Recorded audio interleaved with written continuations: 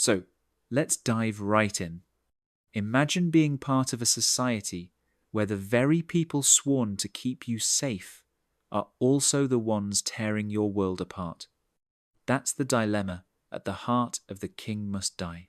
It's like the line between protector and oppressor just blurs completely. It's wild, isn't it? What really struck me is how the book refuses to make things simple. The Empire in this story isn't just some cartoon villain. It's a system that's convinced itself it's righteous, even as it stamps out anyone who questions it. Makes you wonder, where do we draw the line between loyalty and blind obedience? Exactly. And what I found even more intriguing is how the main character is forced to question everything she's ever been taught. It's not just about fighting back, it's about figuring out what justice actually looks like when all the rules seem rigged. You know, that makes me think of real-life situations like when companies talk about unity or family, but use those words to cover up toxic work environments. The book nails that vibe, showing how language itself can be used to justify oppression. It's unsettling, but also kind of eye-opening. That actually reminds me, let's talk about the author for a second. Kemi Ashing-Giwa's background in marine ecology really gives the story a different flavour. The way she weaves in ideas from science ecosystems, colonization, environmental politics, it all makes the world feel so layered and real. And I love how she draws on African cultures too. You can tell she's thinking deeply about what it means to resist not just political power, but also cultural erasure.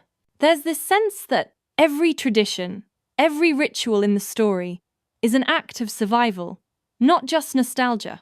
Totally. It's not just about fighting for territory, it's about preserving memory and identity.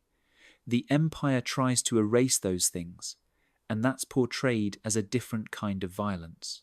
It's subtle, but devastating. I was especially moved by the way language plays into it. Like the small language communities fighting to keep their words and stories alive, even when faced with overwhelming pressure to conform. It's such a powerful metaphor for real-world struggles. Switching gears a bit, one thing I keep coming back to is how this book refuses to give easy answers. The protagonist isn't a flawless hero. Every choice has a cost.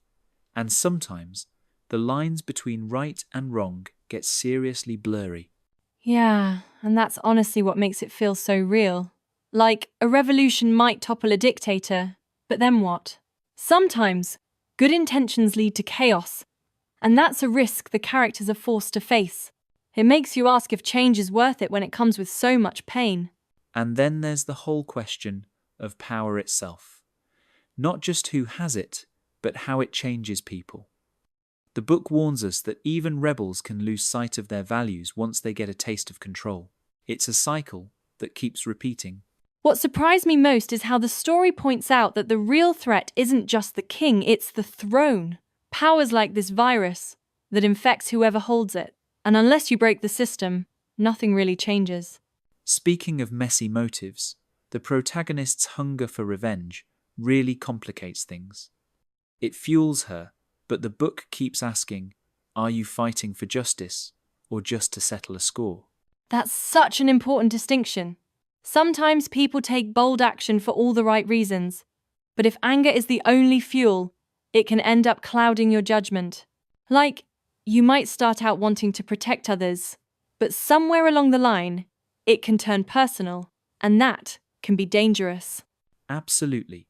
It's like the difference between a whistleblower exposing fraud to help others versus doing it purely out of spite. The end result might look the same, but the ethics are worlds apart.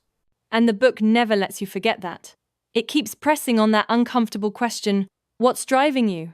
Because if you're not careful, you can end up becoming exactly what you were fighting against. After all that, I can see why this novel resonates so much. It doesn't just tell a story of rebellion, it digs into the cost of real change. I think anyone who loves political intrigue or exploring the grey areas of morality will get totally hooked. There's also the sheer richness of the world. Every detail from the religious traditions to the political maneuvering feels thought out.